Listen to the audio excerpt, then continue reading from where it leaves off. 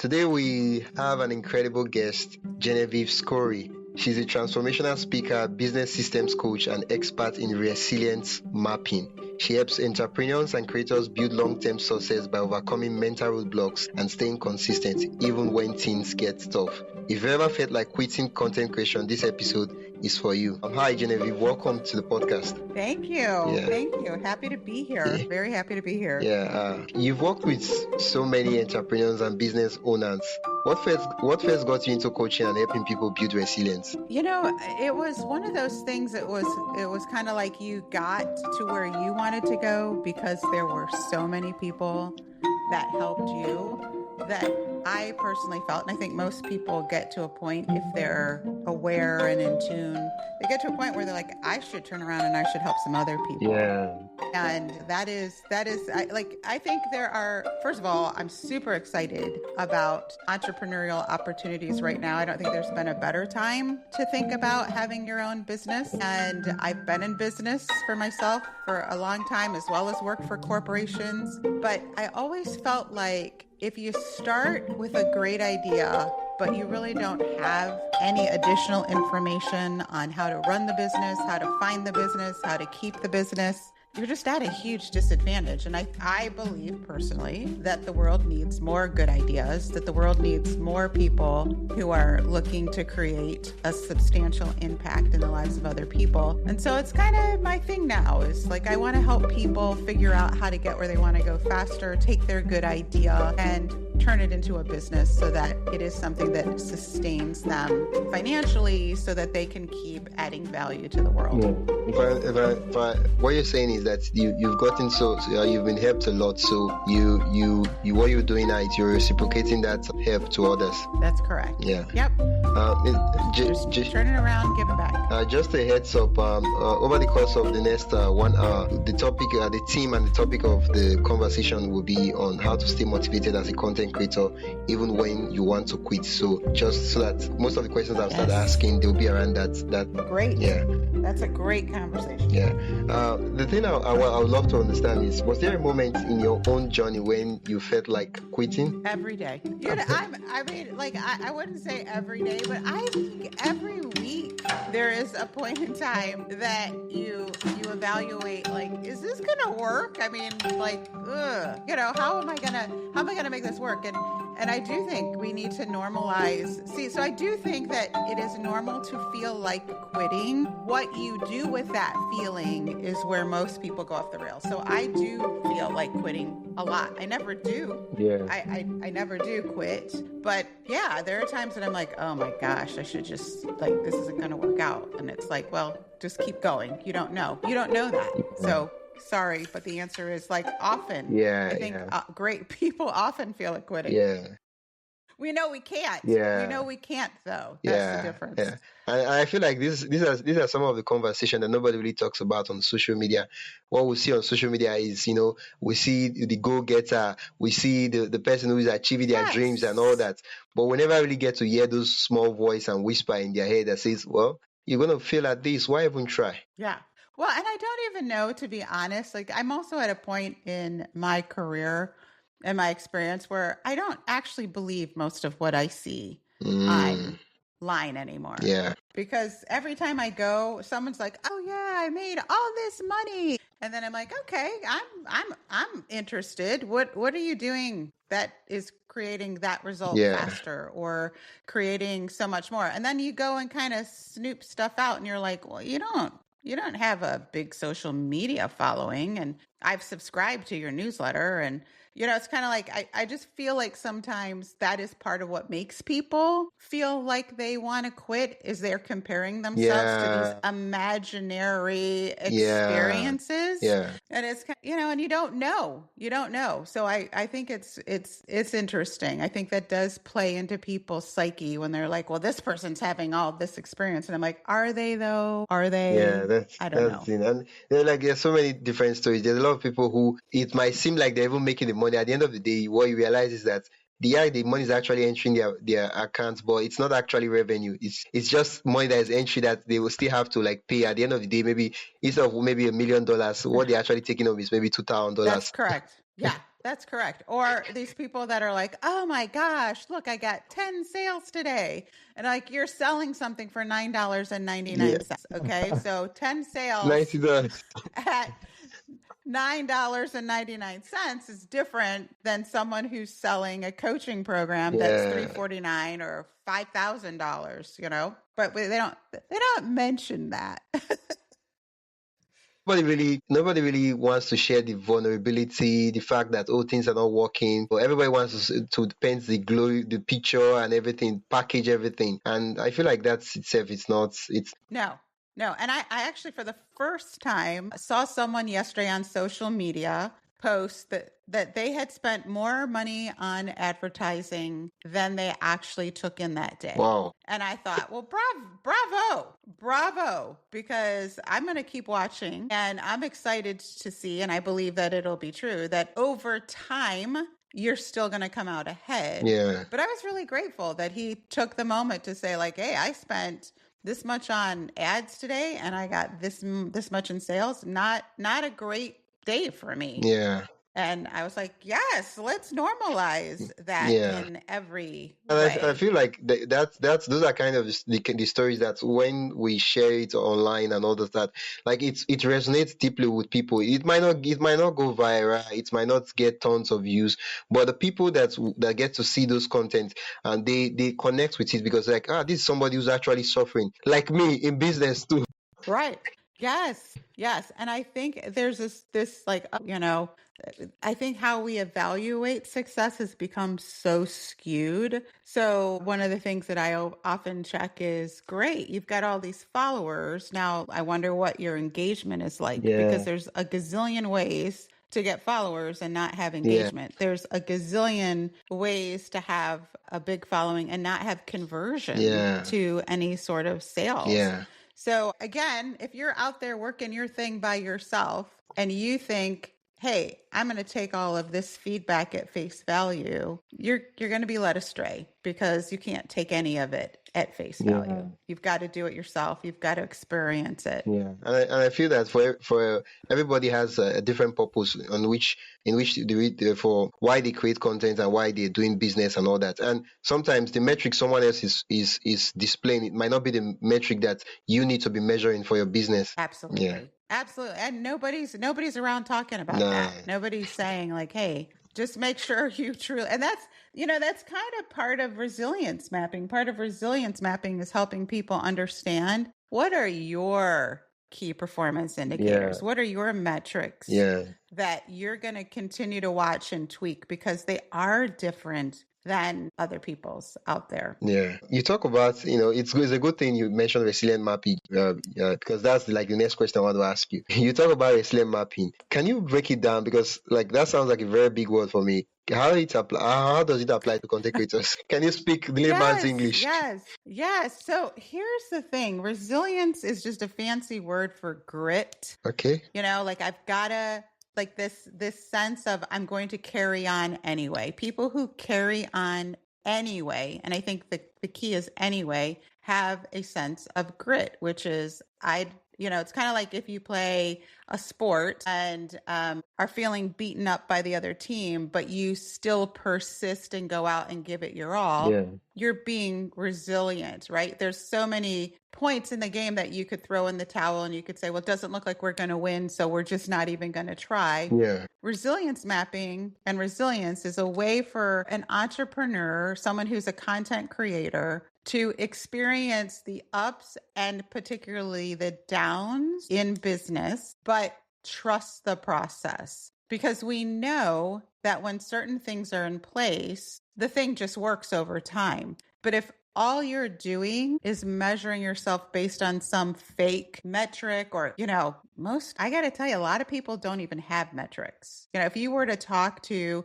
content creators and ask them, what are the 3 things that make you the most money? What are the 3 things, in other words, that are going to push your business ahead? I don't know that most of them do know that. And I think coming out of the gate, most people do not. And so what happens is you've got to have a plan for the valleys as well as the peaks in your business. Yeah. So if I get you clearly, you said resilient mapping is great, which in other ways means carrying on regardless of what the circumstances might be. Yes. And setting yourself up for success, because what most people look at to measure success is not sustainable. So, like, for example, a lot of people just look at money, or they might have a title if they're part of a community, or it's another comma in my paycheck, or it's the number of people in my community, right? So we set ourselves up sometimes for this level of success that isn't truly success, or it's delayed into the future. So I'm going to feel success when I'm making like a gazillion dollars. Yeah. Well, so that's a long time to work through some tough growth without feeling successful. Yeah. And no one wakes up in the morning and thinks, you know what I want to do? I want to keep banging my head against the wall. It's not, Well, no, but well, no, but that's like a sign for say, psychiatric. it does. Uh, It does. But if you set it up so that you're like, okay. So one of the things that we ask people is what is it that you really value? So, and I'm speaking from experience. So I have had multiple businesses of my own. I have been a C-suite executive for a $500 million brand, and I nearly ran myself into the ground on multiple occasions in my career because instead of focusing on what I really wanted, I was focusing on something that was so far in the future that I never stopped to enjoy the moment. I never stopped to enjoy the fullness of everything that we were creating because I was always moving on to the next step. And, like there's a lot of joy in creating, like just the act of creating. But if you talk to most content creators and you ask them, aside from money, if that's the thing, what else about your business brings you joy? Like, there's this thing called a state of flow yeah. where you're working, you're in your zone, and it's like, oh my gosh, 6 hours went by. I didn't even Yeah. know I Yeah. could do this all day, every day, right? Yeah. But we don't measure that. And at the end of the day, we don't go, oh my gosh, it was a great day because I spent more time in flow doing things that I loved Yeah. than these other things that do not bring me Yeah. joy. Maybe just connecting with people is another thing. Like one of the things I love about podcasts is the opportunity to meet people from around the world. Yeah. It brings everybody super close that we wouldn't have known otherwise. And you get to hear other people's ideas. These things bring me joy. And so when you have these parts of your day that bring you joy outside of the income or the you just reframe success, really is what you're doing, so that you can experience that every day, because consistency over time is what brings people results. Yeah. And there's going to be a lot of failing. There's going to be a lot of failing.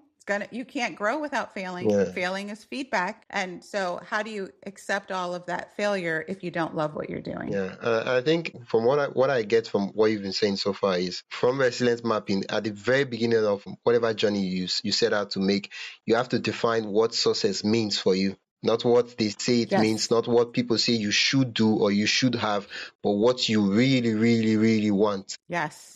And what we find, and this is just the first step, but what we find is that most people start something because they're trusting and intuition and like, I think I'm going to start this. And you're like, great, go and start that. But if you don't really ask questions, which a lot of entrepreneurs and a lot of content creators, like we just kind of tend to jump into things and then we're like going to kind of figure it out as we go. But if you don't start with this really great foundation of, well, I'm doing this because, or this needs to succeed because, and really dig deep. Like for me, one of the things, and I do have to remind myself very often because I'm an overachiever, I love winning.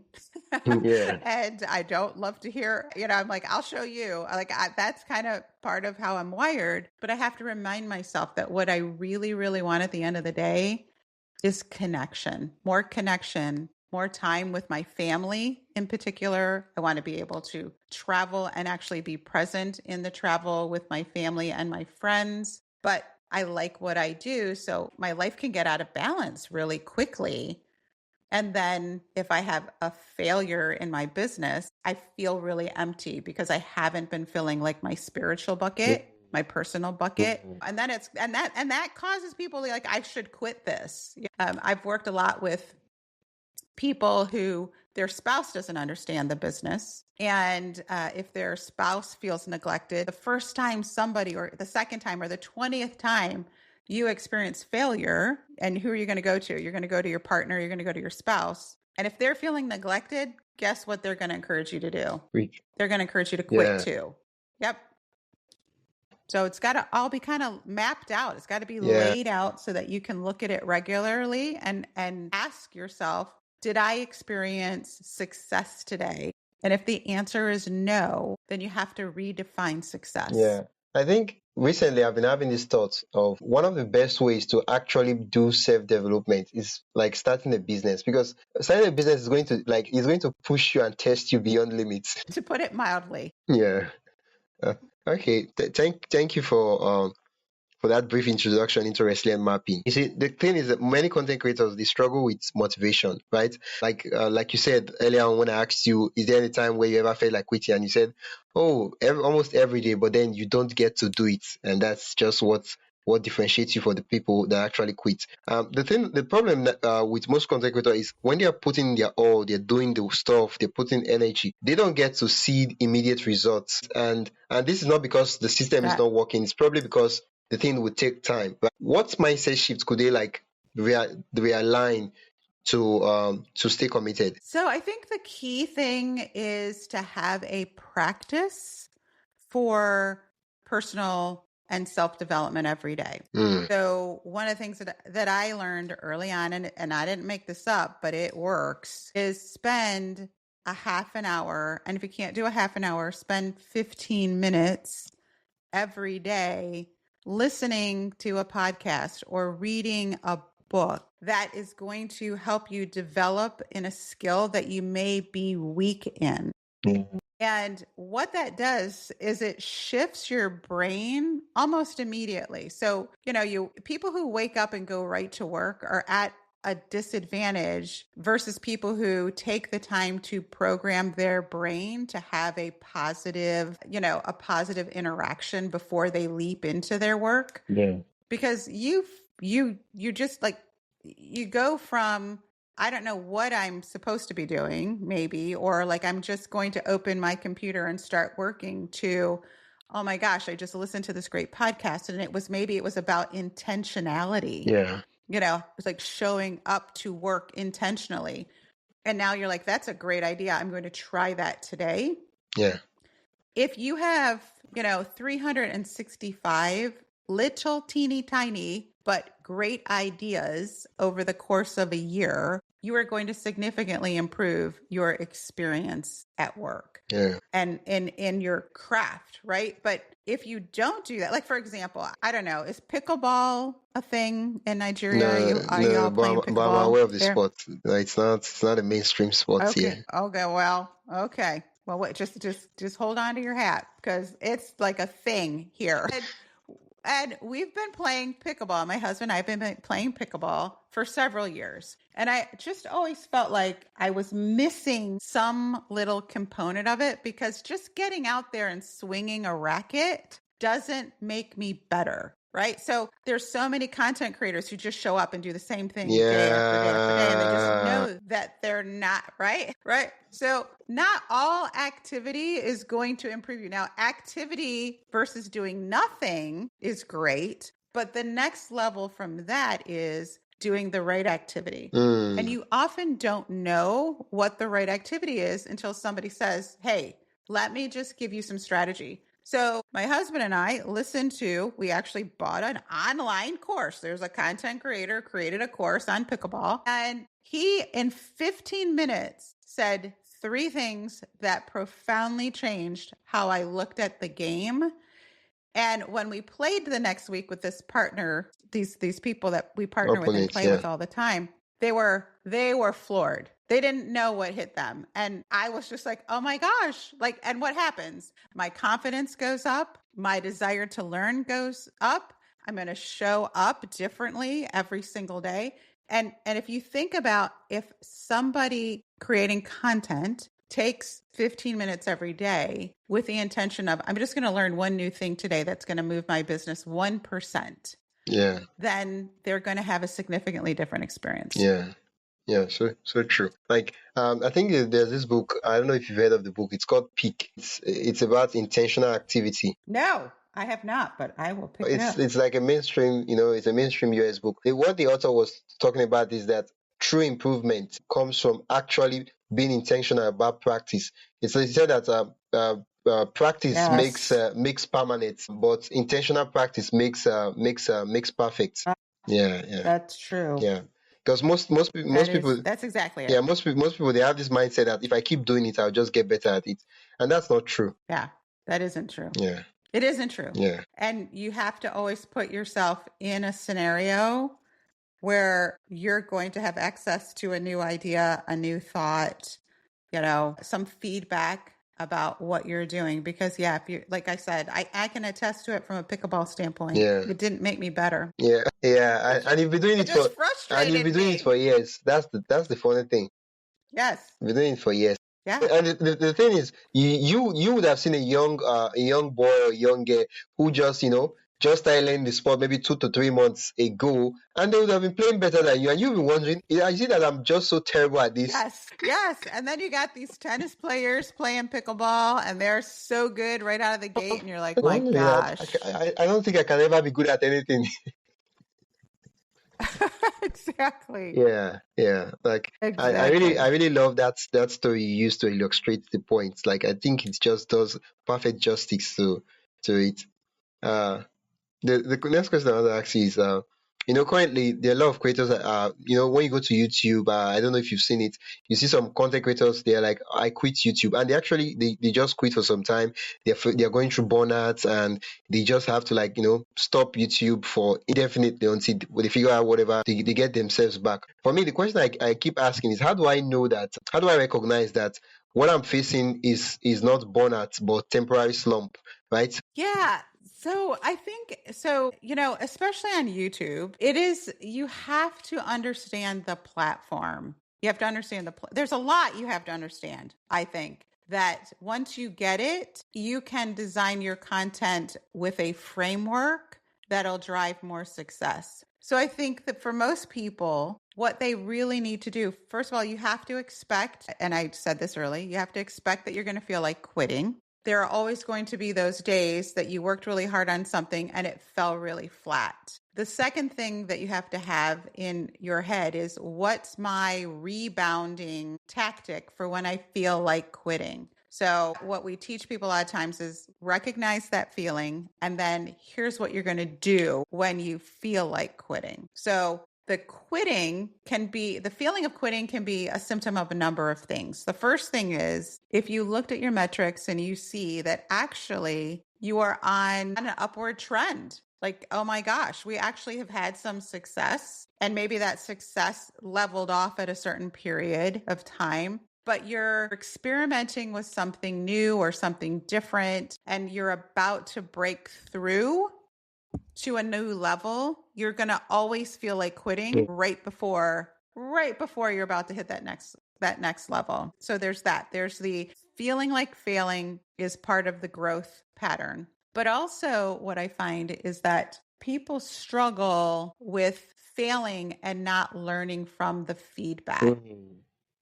We tend to be like, oh, that didn't work, and then I'm just going to try something different. And I'm like, you may or may not need to try something different. You may need more of something or less of something else. But if you won't sit in that failure because we don't like the way it feels, you don't sit in that failure and really evaluate. Some of the questions I ask people are things like, well, did you test it at all? Did you do A/B testing?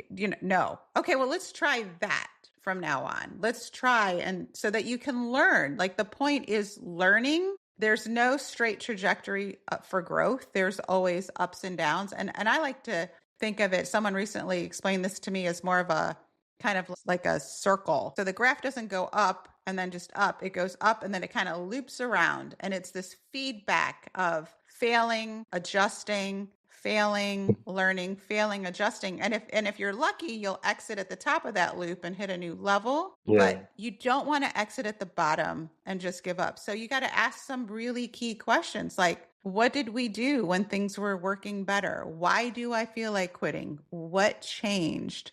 And those sorts of questions very often don't get asked because we don't want to feel the failure. So we just move into something else right away. When failure is honestly and truly, it's nothing more than feedback. Either that didn't work or it didn't work because, and if you aren't, I like journaling. I think journaling is a great thing for creators to really write some thoughts down. Hey, I tried this. This is why I tried it. This didn't work this well. Or because I believe success is a recipe and recipes have ingredients. Some people don't have all the right ingredients. So you don't want to quit. You just want to add an ingredient back in. But ingredients have quantities. Maybe you've got too much of one thing and not enough of another. And it's also about order of those things. So I always ask people, do you know your ingredients? Do you know the quantities? Do you know the order? And very often what I hear from people when they're on the verge of failing is, okay,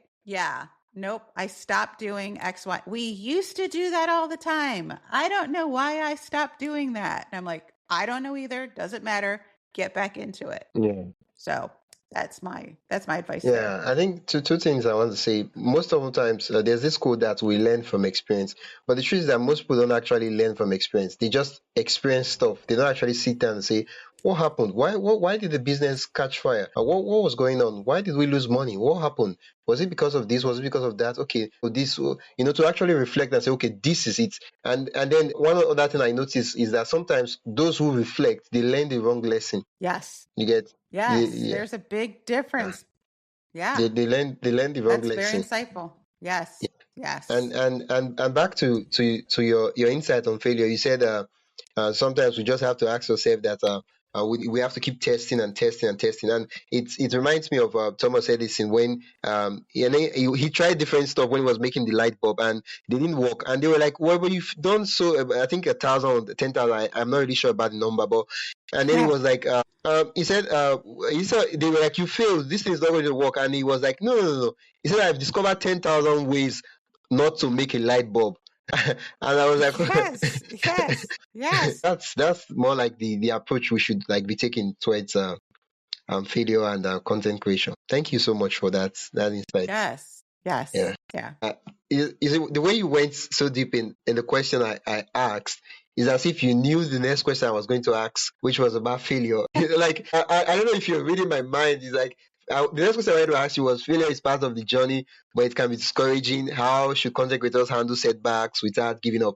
And you've done like real extensive justice to it. So the next question I want to ask is, you gave a hint earlier on when I asked the question about listening to podcasts, buying course materials, just learning and immersing yourself in your industry, in your niche to get better. The next thing I want to ask is, what other daily habits do you think can help creators and business owners strengthen their mindsets and really have that mental energy for the work? Yeah, I think the first thing is the morning routine of, as I mentioned, the 15 to 30 minutes of personal or self-development. And I often tell people it doesn't have to be you sitting at a desk. Nobody has a lot of extra time. Yeah. This could be your time in the car if you take children to school in the morning, or you are driving somewhere every single morning, to the gym every morning. It could be while you're on a treadmill. It could be while you're going for a walk. It could actually be while you're getting yourself ready in the morning. The key, from my estimation, is to listen to the same thing repeatedly, like 7 times in a row, so that it actually just becomes a part of your thinking. I think a mistake people make is, oh yeah, I read that book. And I'm like, did you apply that book? Because there's a difference between I read it and I actually learned from it. And learning takes place from doing. Yeah, taking action. So if you're listening to something, you got to take action from it. So to me, the second thing is some intentionality to your day. Today, I'm going to get better at this one thing. So picking something that you feel like you want to work on. because like there's so much to do. There's so much you need to learn. But the way that you learn, as we just mentioned, is repetition, but it's drilling the same thing so that it becomes muscle memory. So maybe you have a reaction to something that isn't helping your business, and you decide, well, today when this happens, I'm going to do this instead. Yeah. And you intentionally decide, this is the other thing is to honestly have an accountability partner who is going to help you work on a particular thing. And I think the key with an accountability partner is actually getting someone that's far more successful than you at the thing you want to work on. When I see people pick accountability partners often, I'm like, you guys aren't at the same level. That person isn't going to be able to help you. You know, like you pick someone that's going to be comfortable versus picking somebody that's going to really hold your feet to the fire. You'll see incremental you'll see incremental growth, Yeah. right? Like that friend who's like, oh no, I've got a buddy, we're gonna work out together. But you call them and tell them you don't feel like working out, Like, and they're like, okay. how did you even know that? That was exactly what I was thinking. Well, let's just rest today. Yeah. Exactly. And then they add one quote to support the excuse and say something I don't know. There's always a quote to support whatever you do, you know. Yes, exactly. And you're like, no, that person is supposed to help you over your bad thinking. Yeah. You know, they're supposed to hold your, or at the very least, convince you to just show up anyway. Let's just go and see what happens. If we get there and we don't feel like working out, I'll give you permission to leave. By the way, you never leave. Yeah. You never leave. Yeah. Because, and also I would add that to the list is when you have a routine, and I think it's really important for content creators to have a space in their home that is the workspace. You don't do anything else there. It's the workspace. And today with laptops and with iPads and with, phones that people are like, I work from my phone. I'm like, okay, that's fine. But pick a space where that's where you work, because your body will become programmed into, when I sit in this chair, in this space, it knows we're going to work. Yeah. It's the same with working out. Nobody ever gets to the gym and then says, you know what? I don't feel like being here.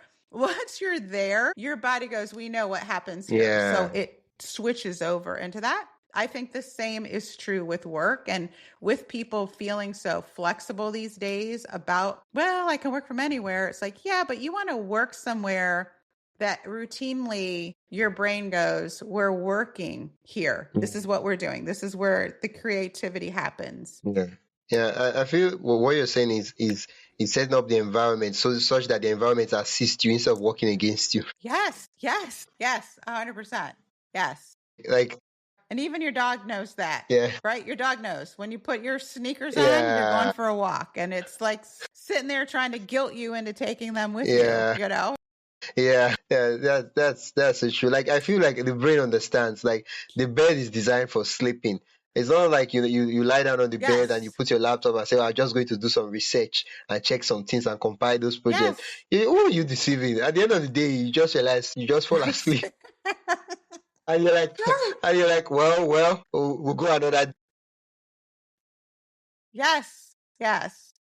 So you can, that muscle memory helps, and so I think when you're a content creator, it's so easy to work when you feel like it instead of working into feeling like it. I think that's one of the biggest struggles of lifestyle business, right? It's unlike traditional brick and mortar business where you have to go to the office to do stuff. Like, it's clear, but lifestyle business, creating content sometimes is, let's say you're a chef where you cook and do recipes and you post online, and that's your business, right? Sometimes it's at home, and many you're the boss and everything, and you could say, well, let's just relax for today, let's not do anything. You don't want to call it the shots, and what you say holds. Yep. Yeah. Got Got to be There's, careful. there's one question I wanted to ask you when you mentioned the accountability partner, and you talked about having someone who's like a little bit ahead of you in the journey. Now, I do understand why you talk about that, because sometimes having an accountability partner who's like ahead of you in the journey, their life alone sometimes is just the accountability. Like sometimes you don't even need to have them talk to you or even try to convince you. Sometimes you just seeing them and you believe. But for some of us, how do we go about getting someone? It's not exactly so easy, like compared to getting your peers. Yeah, it isn't easy. You're right. I think the best way is to be a bit of a networker, to be in your community. Like, there's content creation communities. Uh, there are people that you can exchange a service with somebody if you don't want to pay for it. I think there's also some great people out there doing mastermind opportunities. And the point is having somebody, and you could actually, I believe, honestly and truly, even ask a friend who is successful in some area of their life and just tell them,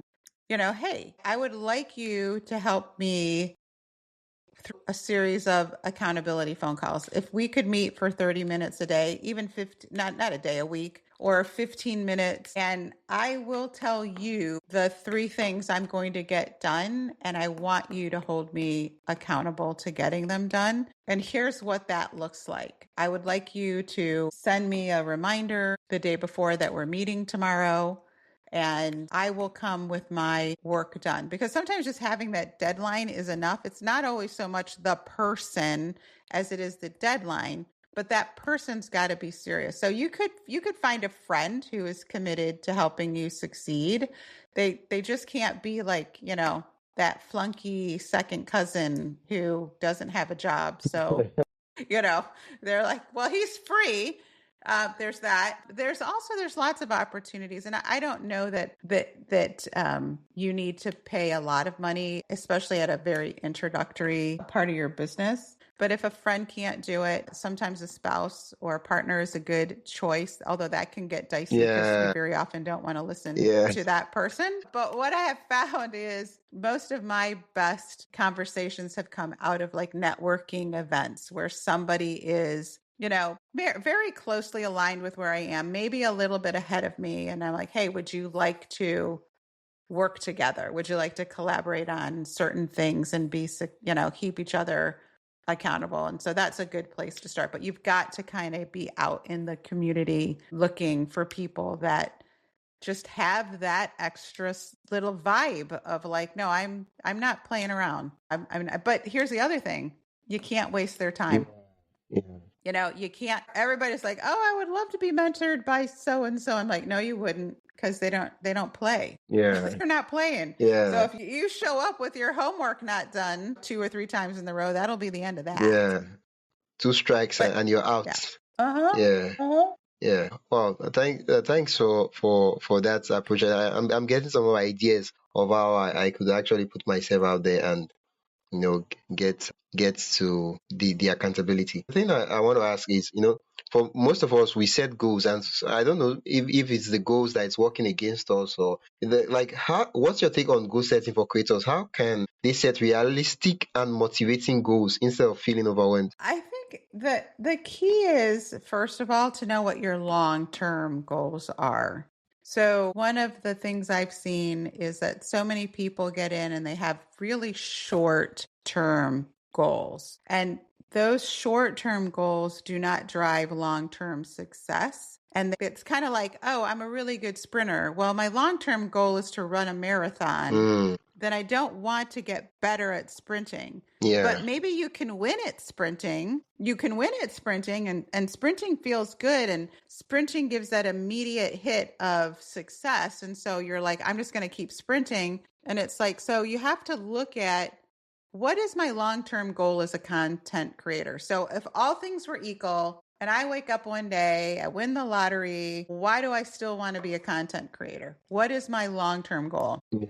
Most people don't ever have those discussions. What is the feeling I'm looking for? Because it's almost never the thing. It's the feeling that thing is going to give you. Yeah. So then you then you back that up. You're like, okay, so I can divide this up into quarterly or monthly goals. I am very into goals. 100%. I think goals are the only way to work your business. I think that people set unrealistic goals, so it's very self-defeating. And I also think that people set the wrong kind of goals. So again, they're short-term goals, they're quick hits, they're quick wins. And it's kind of like, listen, I'd rather somebody, and they set too many. That's the other thing. They set too many. It's like, really, Yeah. what's the one thing that has to happen this month? What's the one thing today that I have to do to make that one thing happen this month?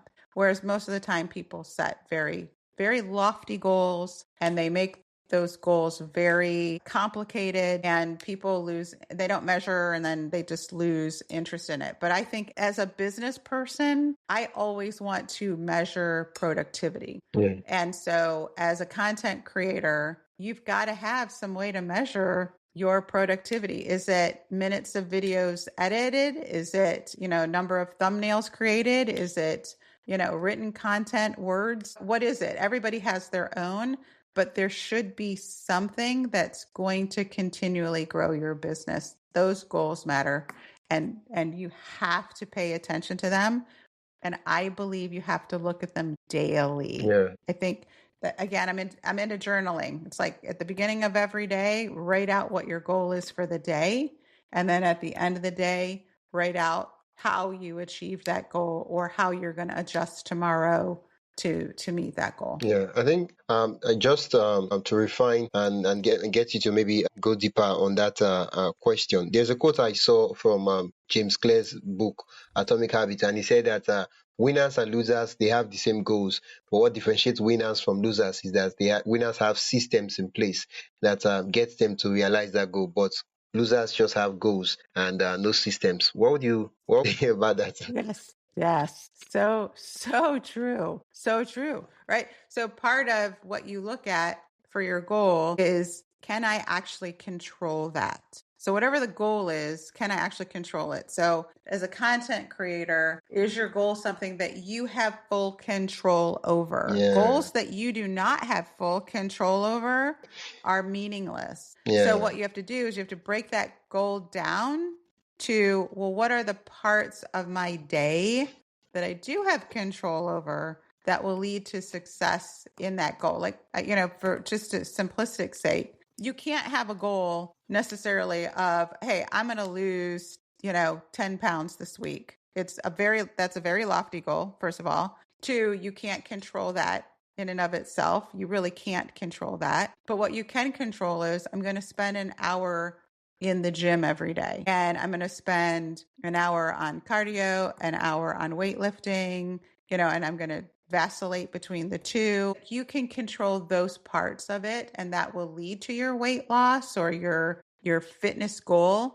And I think the same happens in business. People have sales goals or they have money goals. And it's like, I think it's hard for content creators to have hard and fast money goals as their only measurement, because so much of that is not controllable unless you understand the exact things you need to be doing every day that will lead to that income. Yeah, so true. Like, I think when it comes to setting the goals, it's good to know, okay, this is where I want to go. But at the end of the day, you have to ask yourself, if I want to get this result, what would I need to do in order to get there? Think, for example, now let's say I want to get maybe 100,000 downloads, and the question I'll ask myself, okay, what would I need to do? Well, first I will need to be consistent with my podcast. I will need to post consistently.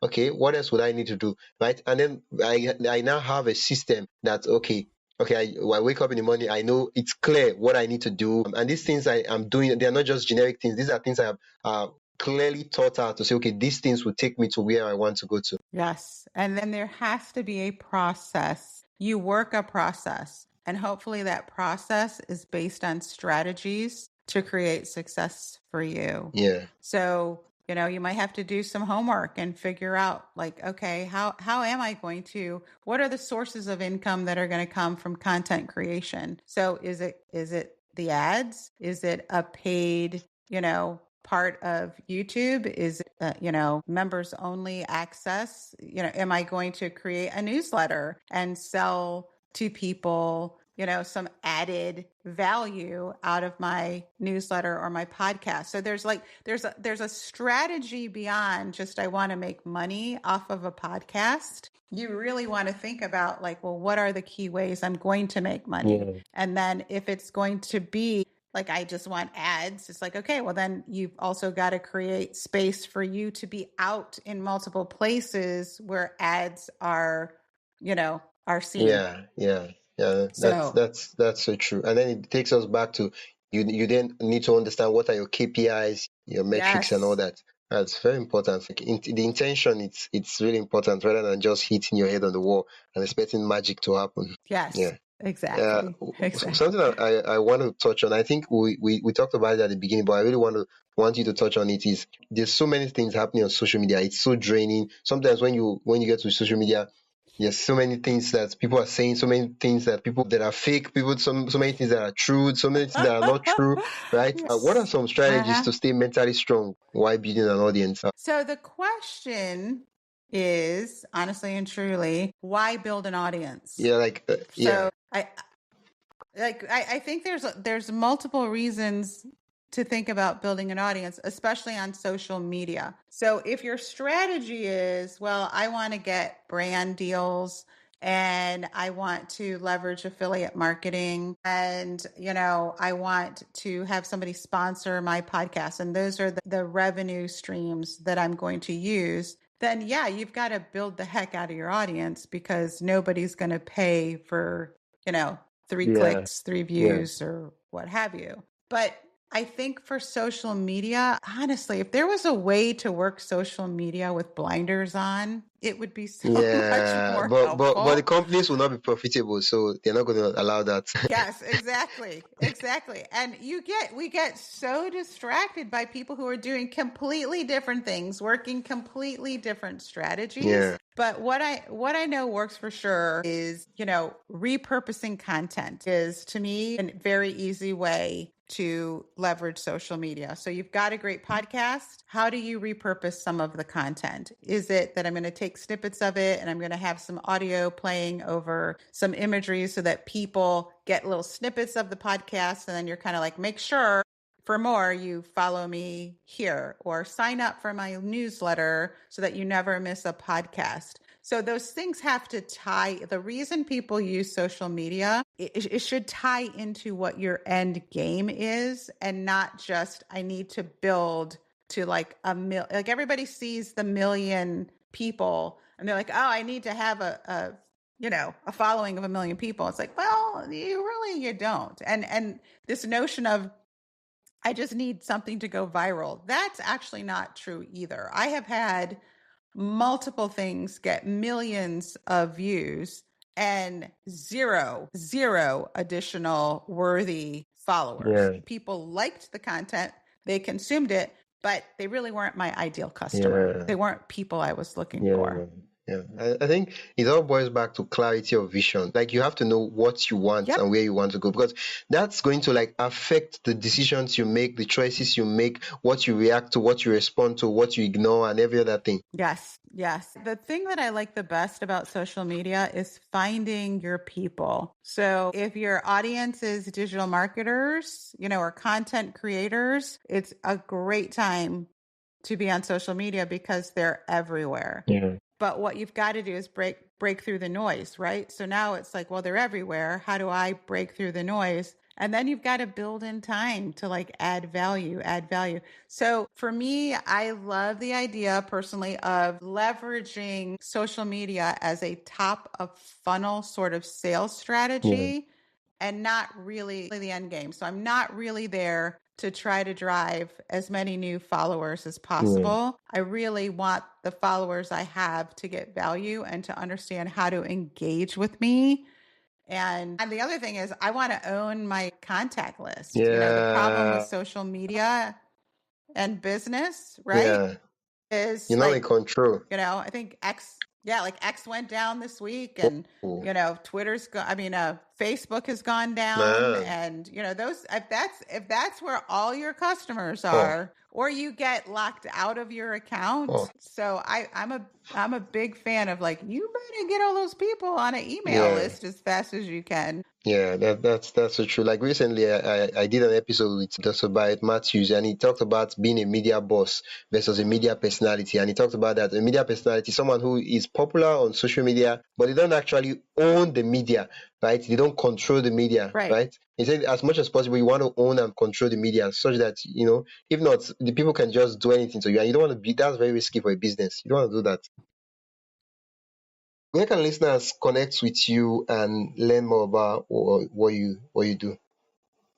Yeah, but I am on just about every social platform as my first and last name with an underscore in between. So I'm on Instagram, Facebook, LinkedIn, as Genevieve underscore Skory, and I'll just spell that really quickly. It's GENEV as in Victor, IEVE underscore Skory, SKORY. So if you just enter that in, you'll be able to find me, and I'm active often enough to catch any sort of messages or direct messages. Happy Yeah. to connect. Yeah, thank you so much. Like, despite the internet connection and everything, like, I'm really delighted I got to have this conversation with you. I feel the same. This is great, and I wish you all the best, and your listeners all the best.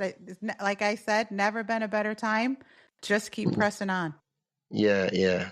Thank you so much. Probably maybe in the future, I'll reach out. Maybe then it will be video, and then we could do another episode. Yes, I would be happy to. I would be happy to. Uh, uh, Goodbye. Thank you. Yeah. All right. Bye bye. Bye bye.